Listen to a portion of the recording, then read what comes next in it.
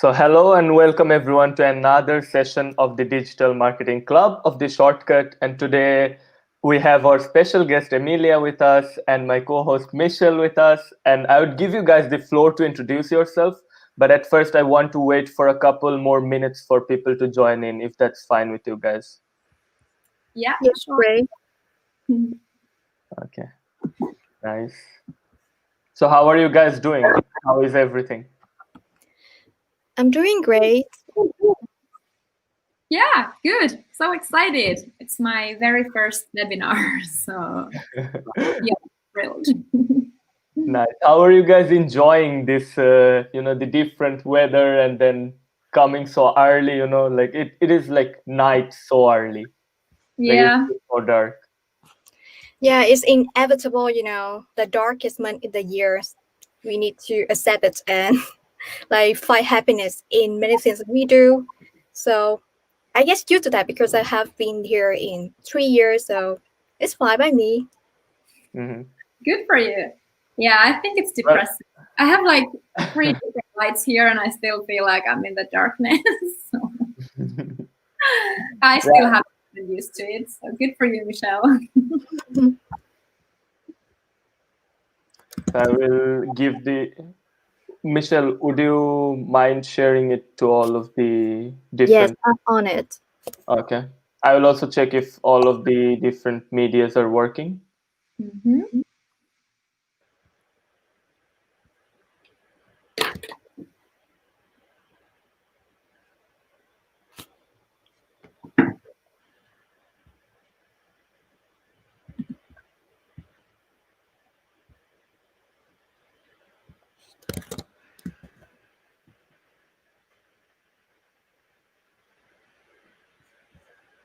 People are joining in, so I will give a few more minutes for people to join in, and Cool. then we will start. Mhm.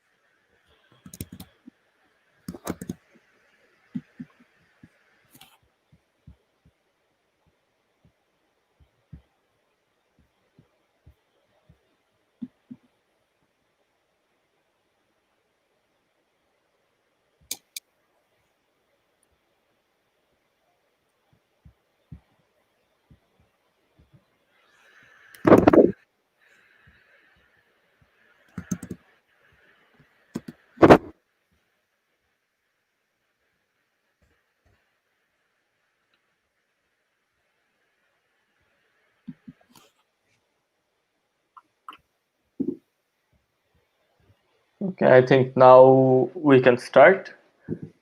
So, hello and welcome everyone to another session of the DMC. And just to start, I will talk a little bit about what the shortcut is and what all of these sessions are about. So, just for the online meeting rules and guidance, here, of course, the webcam and the microphone doesn't work because we are live, but try using headphones to avoid any background noise. And remember to have your laptop and phone chargers next to you so that your battery doesn't die. And then if you have any questions, please write them in the chat session and we would take them up during the session because we feel like that would add the most value when you have the questions and we answer them. And then who are we? The Shortcut. The Shortcut is the largest talent accelerator in the Nordics. We equip talents with the skills and networks they need to become an entrepreneur or work for a high growth company slash startup. So these digital marketing sessions, what we do is we hold different webinars, workshops around marketing trends and different marketing topics to provide value to our audience and our group members. Feel free to join the Shortcuts Digital Marketing Club in Facebook group. And today we are going to talk about Startup Peer. And I will stop sharing my screen and give the floor to Emilia and my co-host Michelle to introduce themselves and talk a little bit about their background, how their journey started, and how did they end up in the interest of marketing. Okay, hi everyone. I'm Michelle and I'm the marketing intern at the Shortcut. I just completed my bachelor degree on international business last week, and I have been like coordinating to organize a digital marketing club since May, since we launched, and I have a chance to work with and like participated in many sessions. And today's gonna be really cool topics because we have Emilia here, who are an expert in the marketing PR field. So now I will hand over to you, Emilia, for your introduction. Okay, thank you, Michelle. Hi, everyone. So my name is Emilia. I work as a communications consultant now. I have my own company, EEJ Communications, or AE Comms, as we Finns say. I started 4 months ago, so I'm in the beginning of my entrepreneur journey. And before that, I gained experience from both the consultancy world. I worked for the biggest communications agency in Finland called Milton for 3.5 years, doing a lot of PR stuff, mostly for big enterprises and blue chip companies. And then after that, so the complete different side of the PR work by joining Valpas, which is startup based in Maria 01 as well. Pretty close to your office, actually. Greetings to our Valpas people there if you are listening to this. And there actually I kind of like understood the differences between enterprise and startup PR, and saw a lot of like different problems when it comes to trying to apply the normal regular PR rules to startups when the scene is completely different. And that's why we're here today. Mm-hmm. So would you, shall I already share this screen and then you can go on with the program? Yeah, sure, go ahead.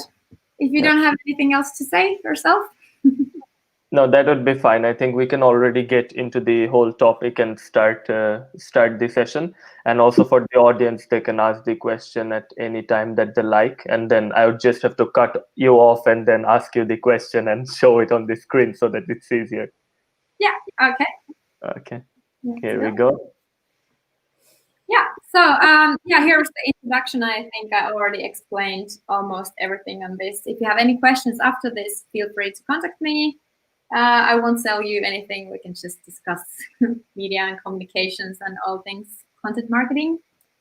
But so today's agenda, I thought about it a lot. Like, what do I really want to say to, especially to this target group? And I kind of like felt the biggest need is in the practical stuff on how to really do PR and how to talk with journalists and how to get your first media coverage. So instead of just focusing on all the things concerning communications, I'm really sticking into the practical tools on this one. And first, a few words about understanding media and PR in general. And then moving on to practical tools, I'm explaining to you how to talk to journalists and tell a little bit more about their work and the way you should see them, and then also giving you practical examples of great approaches. And then we have Q&As every once in a while. Here it goes. First, this may seem quite self-evident to you. Like, everybody knows what journalism. People just write stories and you get to read the news. But it's something that I really want to remind, especially the startup founders of, that journalism is really like unbiased production of reports on current or past events based on facts and supported with evidence, instead of being like one of the several marketing channels for companies. And this is especially important in Finland, where the media scene is super transparent, pretty critical, and also one of the entire world's most independent media. So, or actually, Finland used to be the best in World Press Freedom Index, but now it holds the second place. But it kind of like gives you the idea of how important it is for our journalists to really do objective and critical journalism. Mhm. So this is just more like a reminder before, and every time you're sending a pitch or thinking about doing PR, think about this definition of journalism. But then why do PR? Why is it really important? Or is it important? I would say these three things are the main causes for doing PR. First of all, it builds your brand, it increases your visibility and brand recognition. It, of course, creates also trust among your stakeholders because it gives a third-party opinion of your company. And thirdly, it attracts new potential business by bringing new customers, partners, collaborations, and sometimes even investors.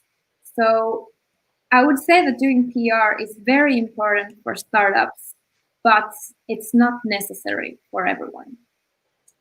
And here, this takes us to the common misconceptions about media and PR. And first of all, here is every startup has to do PR, the sooner the better. This is something I really want to underline because I don't think every startup has to do PR. Some startups really don't. It's not necessary for all the startups in this world. And especially in early stage startups, it's very important to think that, do we really have the product market fit already? Do we know our value propositions and all that? Because if you don't, it might even be harmful for you to do PR than just kind of like let it be and do it when there's the correct time for that. Second, media is seen as a marketing channel. I think I kind of like explained about this already, but I really want to emphasize this, that we cannot control it as we like. Like, it's the journalist's job to kind of like give realistic view of the events. And sometimes if it's critical, then it's critical. It's not like just a way for you to trying to get visibility, and that kind of visibility you really like. So it's not in your hands. And lastly, quantity is more important than quality. Here, also mass distribution is the only way to go is something that I thought for a long time.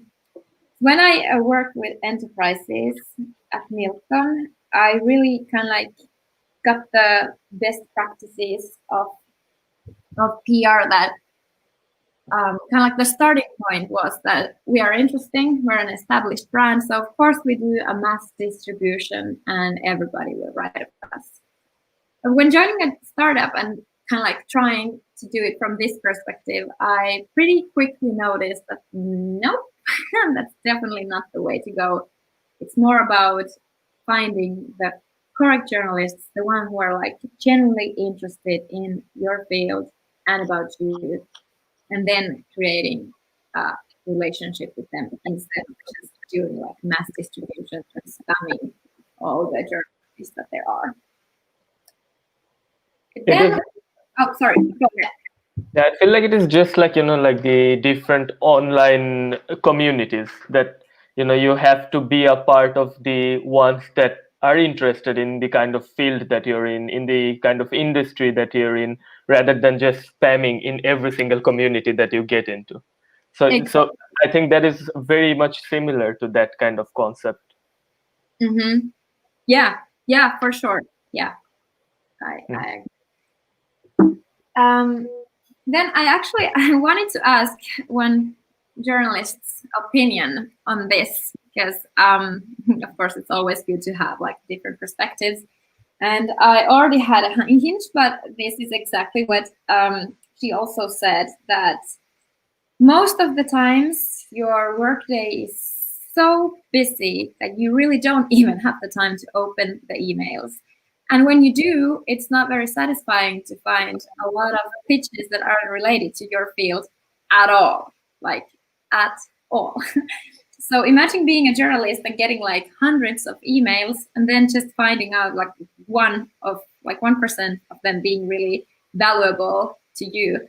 So I really think that we should, especially nowadays now that it's harder and harder to really get in contact with journalists, to think about when and who to contact instead of like spamming them and not giving them a piece of doing their job.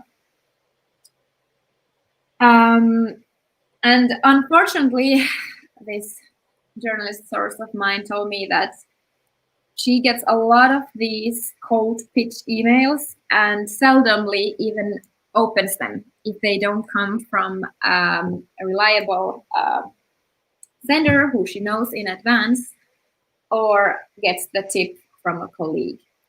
So here we once again stumble upon the fact that if you are a like not so known brand or an early stage startup, you really shouldn't just send cold emails to everyone and try to get your first PR coverage by that. It's an important. And this cat here is the journalist, if someone didn't get it. Okay. So I already mentioned a little bit about this, but the differences between enterprise and startup PR is that I think that startup PR is about building long-lasting media relations, and enterprise PR is just kind of like keeping up the relation and having already the audience who you can contact to and people who are really interested about you. So that's why it's super important to speak about startup PR instead of PR in general, because the rules don't apply to startups. And that's something I really learned from the hard way. I can admit I made a lot of mistakes there in the beginning when I really just tried to get a lot of coverage and really didn't pay attention to how I did it. And I wanted to share a few examples here because I think you can really learn from these. So at one point, I really knew that, okay, we have to create these media relations. I don't have any relations to kind of like with the global media. And then I noticed that, okay, there will be a lot of journalists. I checked the list that was there on the internet. I don't know if they publish it anymore. But I just noticed that there was a journalist from Financial Times. There were a lot of like journalists, but I was like, okay, Financial Times is definitely like tier 1 kind of media that I want to target. Yeah. Then I didn't really think back then that we were an early stage startup and our field was in like hospitality and travel, and the journalists most certainly didn't report on these issues. But still, I didn't really pay attention to that and provided her a stay at one of our hotels for free. And then actually she took it, and we even went for a dinner with this reporter. I wasn't there, but I was the one to organize it. And it was amazing. She was so nice. And I was like, yes, now we have the media relation. Woo-hoo. There will be stories like all over the place.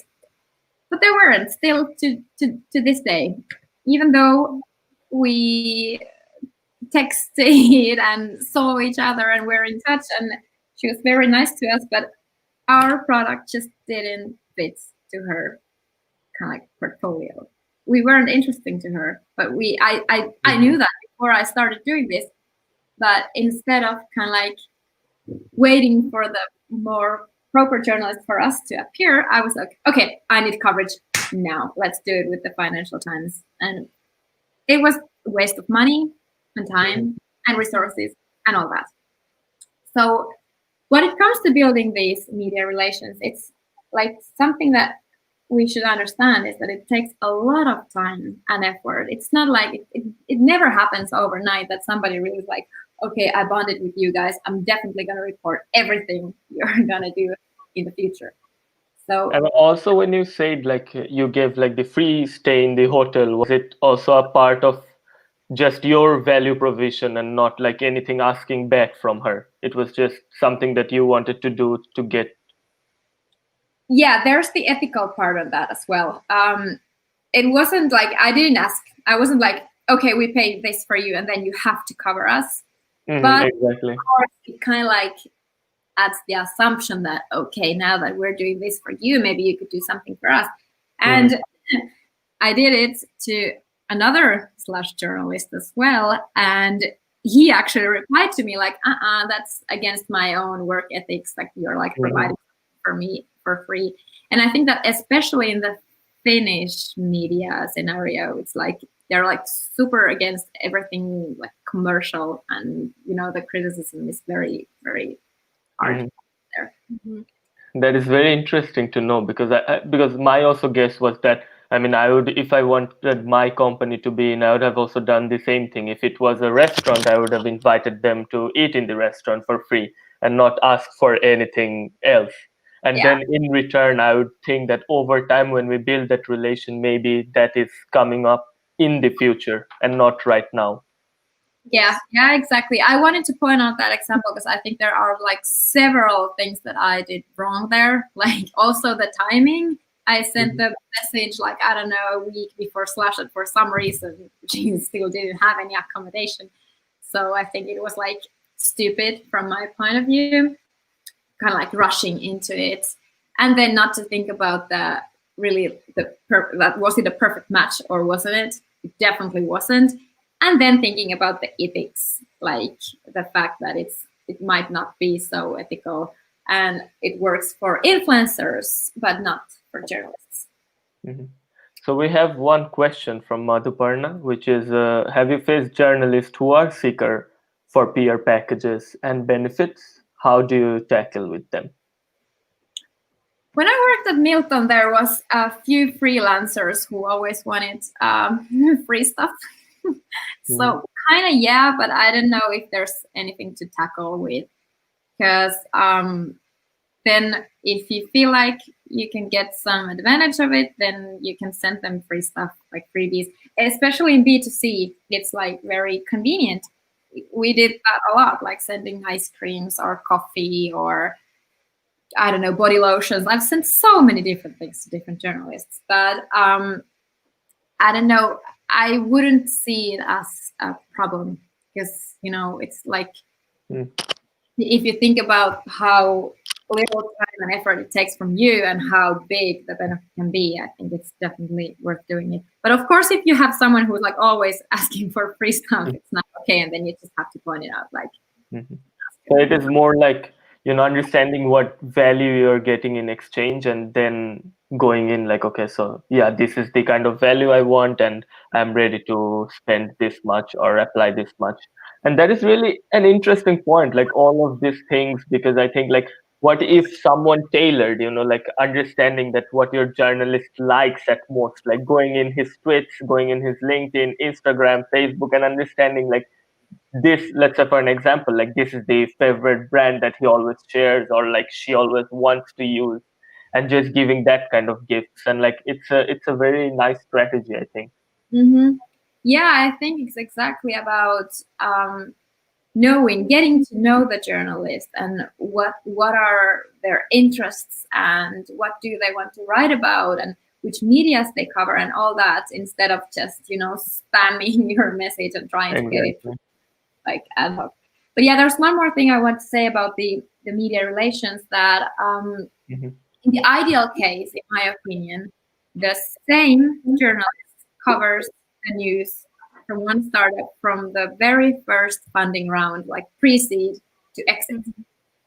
So that you always have this one journalist you send your news first and with whom you have kind of like built the relationship with, instead of always trying to find a new one and trying to get the attention of different kinds of journalists and media, but to kind of like really put an effort to just creating a relationship with a few journalists and kind of like trusting to them.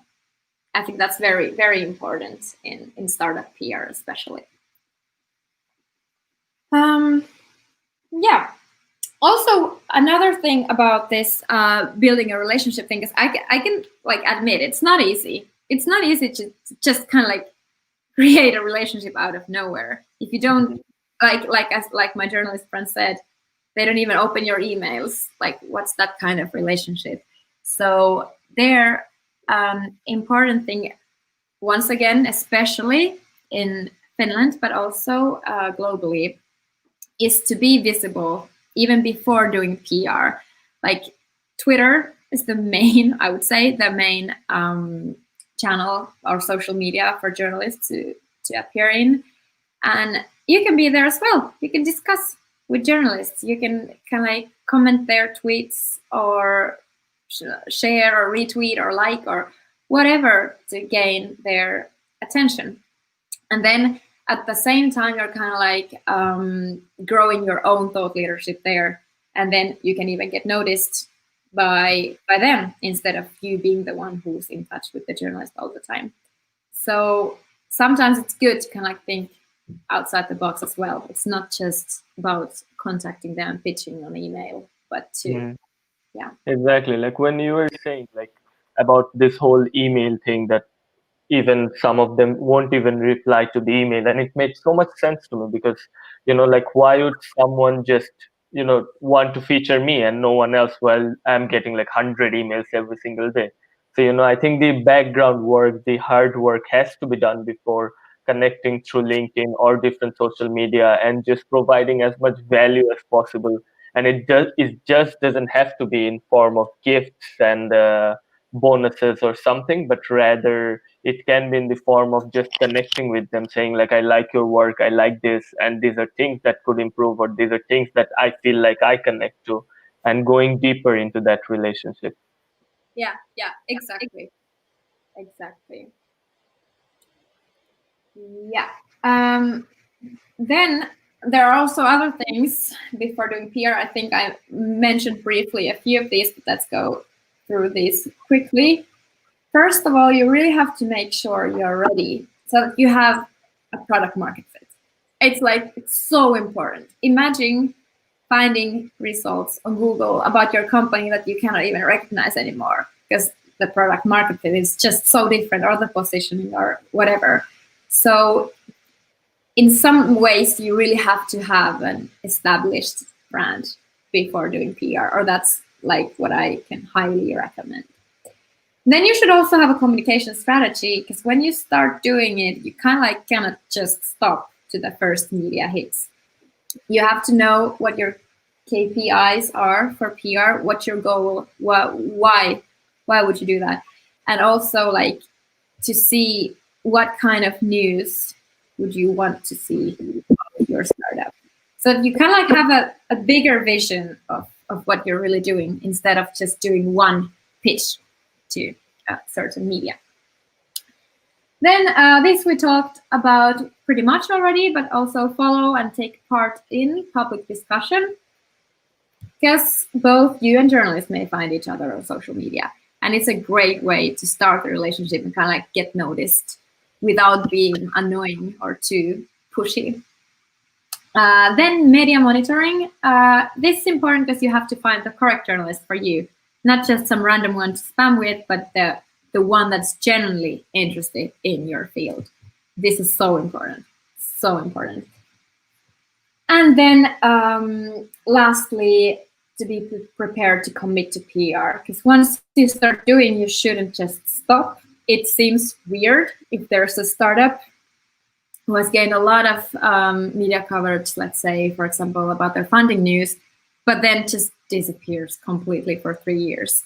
So that's why consistency and continuance is the key in like successful PR work.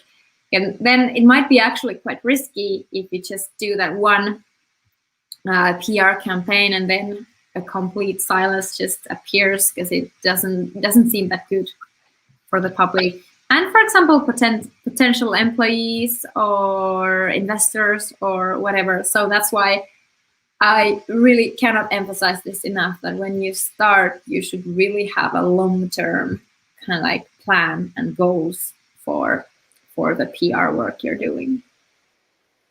Mm-hmm. So people often talk about PR at the earned media. So do you think that we need a big budget for PR, especially for startups? And in Finland in general? I wouldn't say so. And to be honest, even though I'm kind of like a PR consultant, I'm still saying that you should do it yourself. Or I can help with it, but I think it's like crucial when it comes to these media relations and kind of like building a relationship. It just doesn't work if there's a consultant who's doing the work for you. So I would definitely say it's not. It doesn't require a big budget. It requires a lot of time and efforts, but not money. Definitely not money. Of course, there are like advertorials and native advertising where you can kind of like pay to be covered in the media, but that's a different case. And today we're not talking about that. But earned media, you don't need a lot of budget. Shall we move on? Yep. Then a little bit more about how to work with journalists. I'm sorry, I'm saying now that we're like talking this through, there might be some repetition, but let's go through this still. So first of all, get to know the journalist, their style and interest. Use a lot of time for this. Google is good. You can just Google. I normally just use Google News. And I used to use Meltwater, which is also a very good tool for media analysis and monitoring. But for startup budgets, it's not so like good option. But then pitch only one journalist at a time. There are exceptions to this. If you have, for example, a more established brand and you have already gotten some media coverage, it's totally fine to pitch more than just one. But when we talk about the very first PR campaign or pitch or whatever, then I would definitely go for just one journalist at a time. Then you kind of like start creating the relationship already from the very beginning. Then give journalists time to react to your news. It might take some time, like the cat journalist there in my slides was super busy. So journalists are really busy. They don't necessarily reply to you in 2 weeks, and then they kind of like notice you and like, okay, fine, I can do this. And if you pitch it to another journalist already, you kind of like lost it. So that's why I would recommend you to give a heads up before you even have any news. For example, if you have a funding round coming, you can just give a heads up to the kind of preferred journalists and say that, hey, in 2 weeks, we're launching this. How is your schedule? Would you be able to cover this? And that's also one big part of building the relationship. We also have one question which would be like related to how to work with journalists. Madhuparna asked, is doing media rounds or visiting media houses a common practice in Finland to meet and build connections with journalists? Yes and no. I know startups and people who have done this, but it's not as common as it is globally, I would say, and less and less, especially now during the Corona times when people are just working remotely.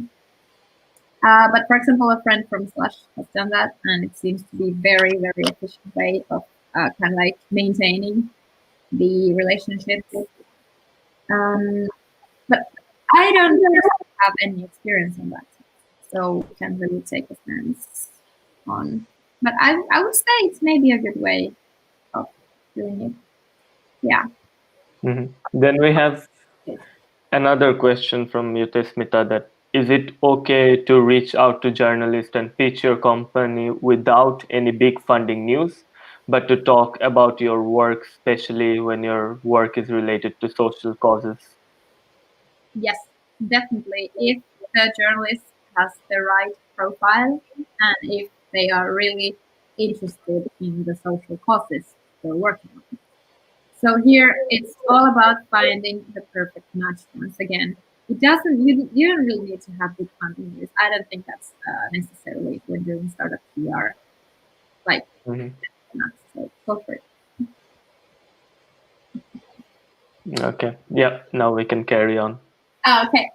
So here, maintain a relationship by keeping them in the loop. I was about to say that also keep them in the loop if you have smaller news, even though if you weren't like racing seed and then Series A or whatever every year, you can still have smaller news. Like also there's a question we saw that sometimes it doesn't even have to be like the big scoop for the press. It can be like just, for example, a sequel, or if the journalist wrote about, let's say, about food waste, and then your startup is about food waste and how you're kind of like solving the problem, you can totally be in touch instead, even though you didn't have any like big funding news.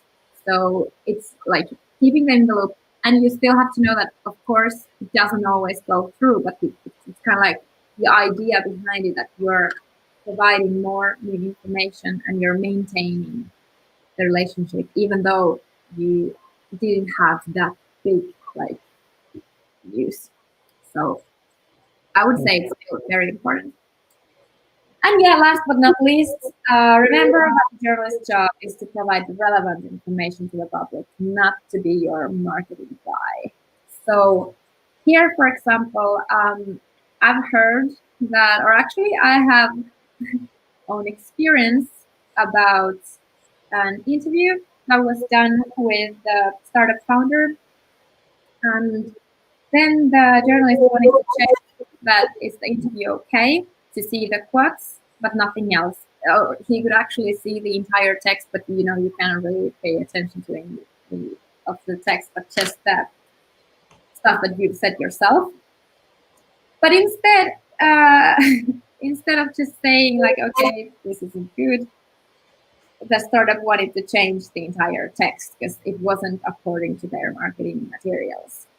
So this is like very important to understand that when you've gotten the publicity, you don't really have your kind of like control anymore at all. Then you just have to let it be as it is.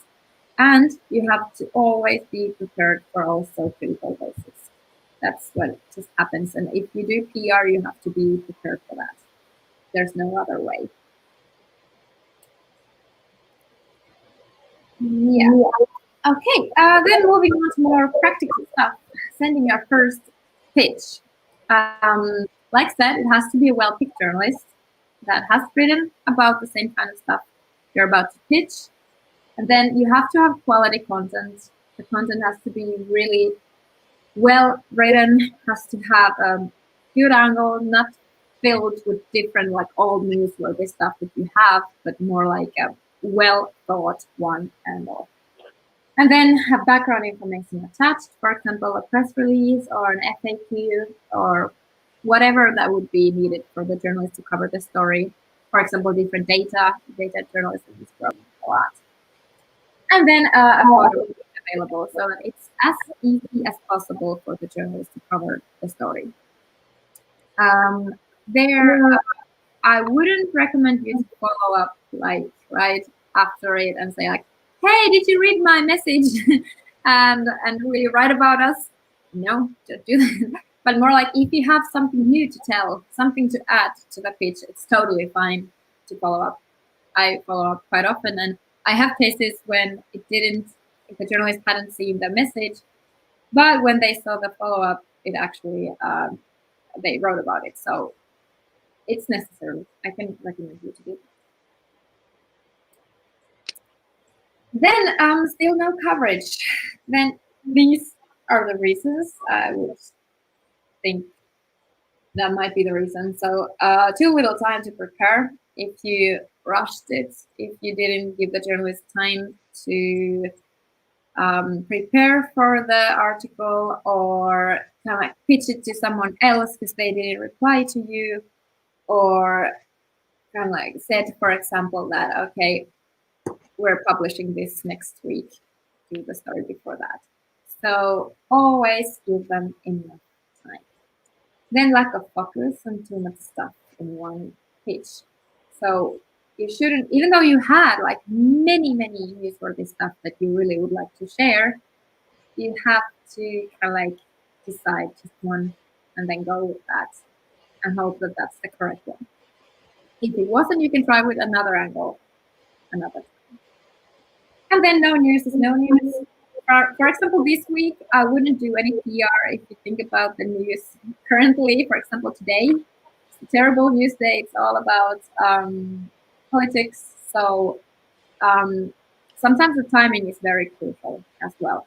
Mm-hmm. And might be that some other week you might exceed the news threshold, but then on this week you wouldn't. So it's also a little bit bad luck. But might be that the journalist still has you in their mind. It might be at some point they'll write the story. So here also patience is super duper important to keep in mind. Okay, here comes a little bit of practical tips on how to approach the media. These are all from my Valpas times. I thought it would be nice to just decide, use one startup as an example and see what kind of coverage it has gained. So first of all, I think it's very important, especially in the beginning when you haven't done PR at all, to kind of increase the digital footprint of yours. Imagine getting a pitch from a startup and then Googling it and then only finding its own website. It doesn't really create trust, and it's kind of I don't know, at least for me, it rings some bells, and I don't know, it feels a little bit risky even to cover that kind of startup. So to tackle that problem, I would highly suggest you to do guest writing on different media. This is, first of all, it's a lot more easier way to get coverage than just to be in touch with a journalist and then hopefully gain some media coverage. But this you can actually control. You can actually write whatever you want and they publish it as it is. And of course here it's super important to have quality content. If the content isn't good, they will never ever publish it. And to also find your own expertise and kind of niche publications, blogs, or industry media. There are lots. These are all from different hotel industry media, but I think in tech there are so many, so many. And it's also good because they have links. It increases your SEO and brings up new Google results. And here, as you can see, the 5 IoT solutions that can improve your guest experience radically, you can kind of frame yourself the way you want. And that's genius. Here, for example, I just boldly listed us or them among with very known brands like Amazon Alexa or Nest thermostats, and then just help us, woo! Yeah, and it really works. It works out well, and this also gave us some inbound and a lot of coverage.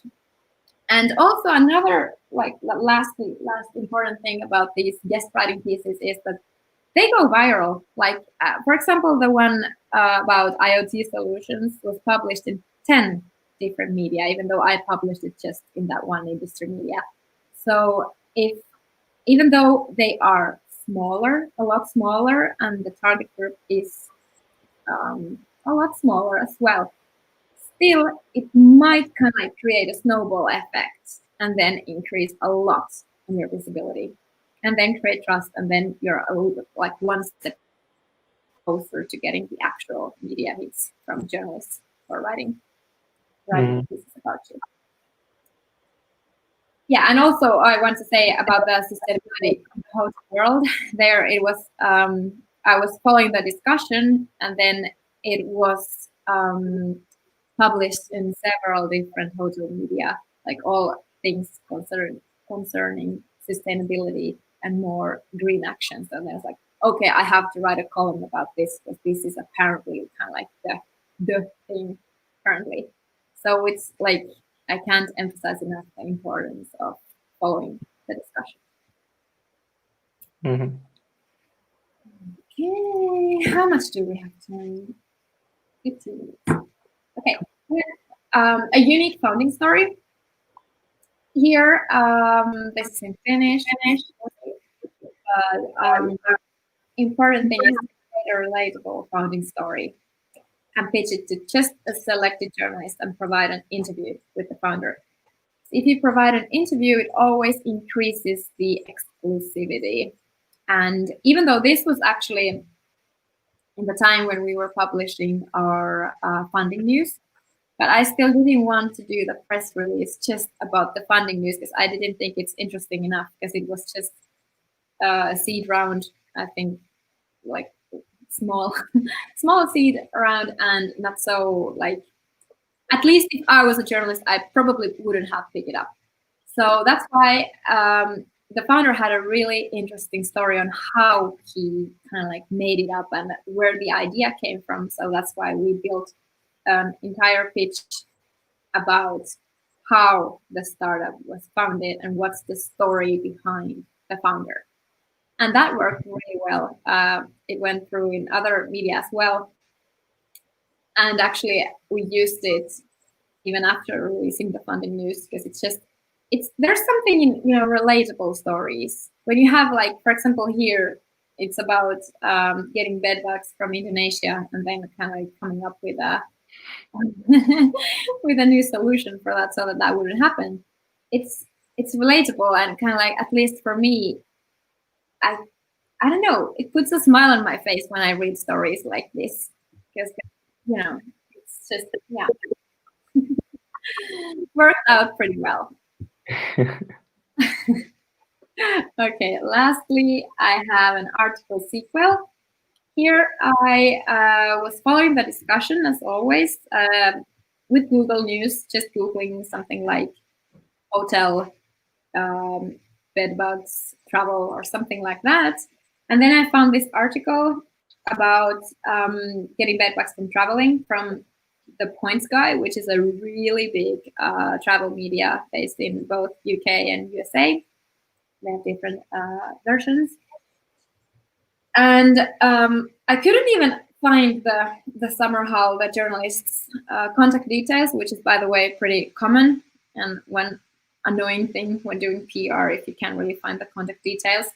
But then I just tried my luck and sent this pitch to the general inbox, and they picked it up. And it took less than 3 days when it was out for, I don't know, I think the coverage was like, I don't know, millions of people because it's like a really big travel media. Mm-hmm. And they kind of like did a sequel on that, and they're like saying here or linking to the previous story, telling like, okay, my colleague got bed bugs and now I got bed bugs, and we had a news piece about it here, and now we're telling about this where you won't have bed bugs. Like, kind of like, it's all about following the discussion. Once again, everything falls into that. Like, you know whom to pitch to, and then it will go through.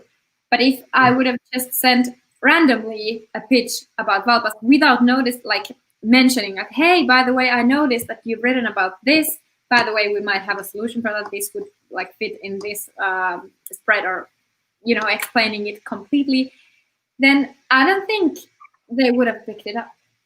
I think they would have like ignored it. So then it's very important to show that you really read the media and you know what they've written about and you know the style and you know that it would generally fit there, not just to be some mass distribution once again. Mm-hmm. That is actually a very interesting conversation, because I think also, what people are doing in this social media and businesses are talking about is, being a peer company by themselves. So everyone is trying to become the peer version of themselves so that they tell their story in a much relevant way that, soon enough journalists will start contacting them. And then being relevant with the current story of their current audience to get the attention of the people who are covering those kind of audience.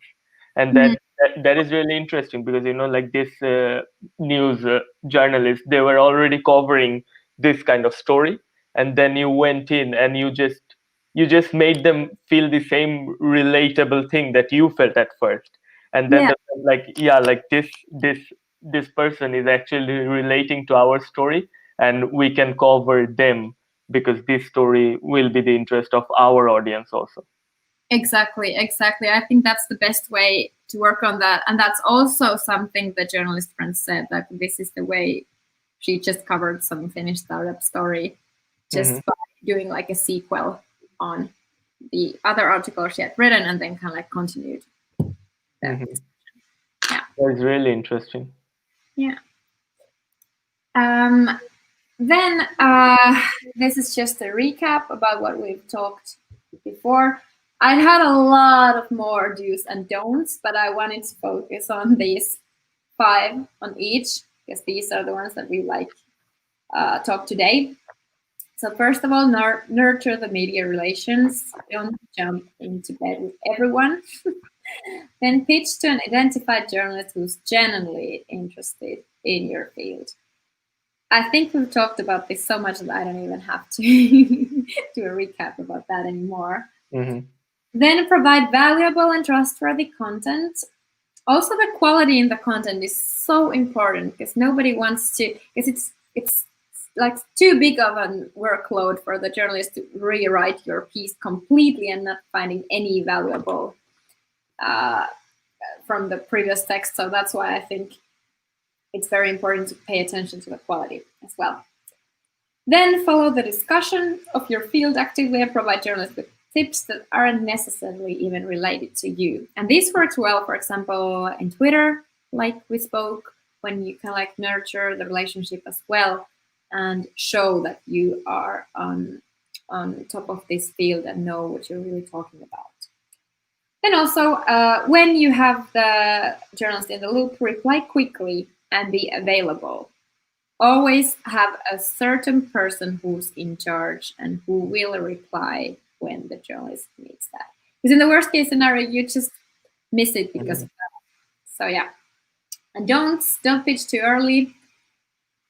Do have product market fit, most importantly, and a strategy for PR. Then don't spam the journalist by just changing the first name in the pitch email. I have to admit, I've done that. It was a mistake, but yeah, I've done that several times, but now I hope none of you will do it.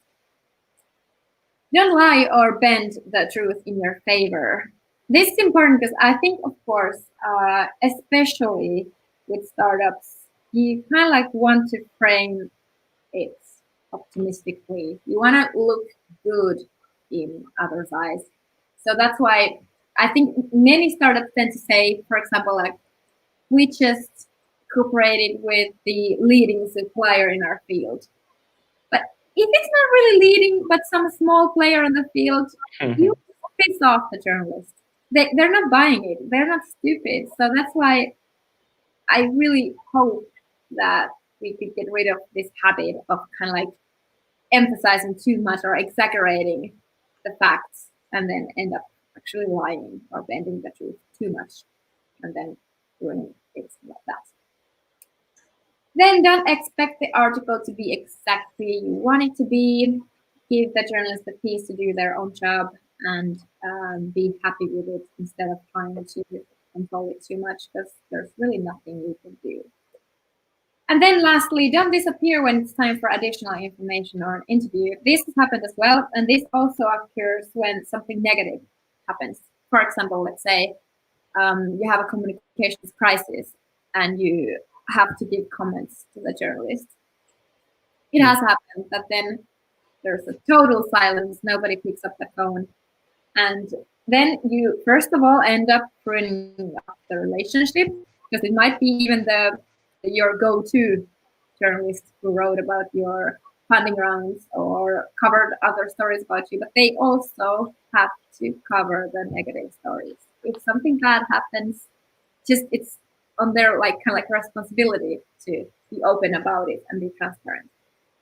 So then you just have to be available and give that interview, and maybe be well prepared for that tricky discussion. Yeah, I guess that's it. Well, that is great. At first, thank you for this. It was really amazing. And before we also people can ask the question in the chat, but before we also go there, I want to share this feedback form that we have. and would ask people to give the feedback so that we can improve the quality of our events in the upcoming days. And also, I wanted to ask Emilia, is it fine if I share your LinkedIn here and people can connect with you? Yes, of course. Okay. Yeah, I will do that. And also, if people have any questions like after the event, because we will be post-producing this event, would you mind answering the questions? Like they would connect with me or Michelle, and we would send you the questions. And would you mind answering them? Yeah, sure. I'd love to. Okay, Yes, that is and great. Thank you. And from my side, I have one question for you, Uh-huh. Emilia. So, do you have any advice for those who want to make their first step into the PR jobs? I'm sorry. I think this just I couldn't hear you well. Message or something. My question is, do you have any advice for those who want to make their first step into the PR industry and get the first job in PR? That kind of thing. Well, it's a good question. I think it's like PR professionals especially are like very much needed in startups or like communications people in general. So I would say just be brave and contact startups you could think you have something to offer and to kind of like prove your value to. Also, I think when it comes to like PR people in general, it's very important to be also a good content producer and writer. A So good writer, right? yeah, so that's a great way to kind of like show how good you are if you have, for example, some examples of your texts or some other proofs of your excellence. And then just contacting the startups and then hoping to get the job. Great, thank you for your answer. Thank you, Michelle.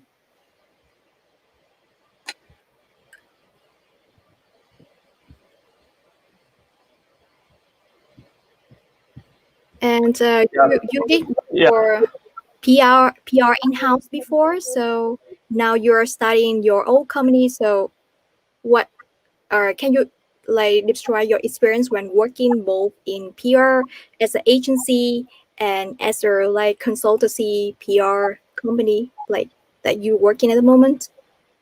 Yeah, that's a good question. Of course, it's completely different. And like I said in the beginning, I really would love all the startups to do PR themselves and just kind of like use us consultants there in the strategy phase so that we wouldn't be the ones who are contacting the journalists.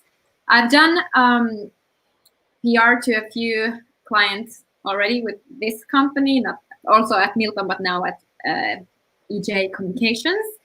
And I've noticed that it's a lot harder to be the person who doesn't work at the company and be in touch with journalists than to be the one who's actually working there and actually kind of like more attached to the company and just be some PR consultant. So that's why I also want to other startups to be brave and do it yourself. But then of course I'm happy to help there in the beginning to frame the messages and to create the pitch and to do the strategy. But then the hands-on PR work should be in startups' own hands, definitely. Mhm. Great. Well, thank you very much to both Emilia and Michelle for being here. It was an amazing session. And if I have any more questions from the audience later on, I would forward them to Emilia, and I hope that you would have the time to answer them. And this is great. I hope you have great days ahead of you. Thank you. Thank you so much, guys. Thank you so much. Thank you, everyone. See you again. Thank you. Bye-bye. Bye bye. Nice evening. Ciao.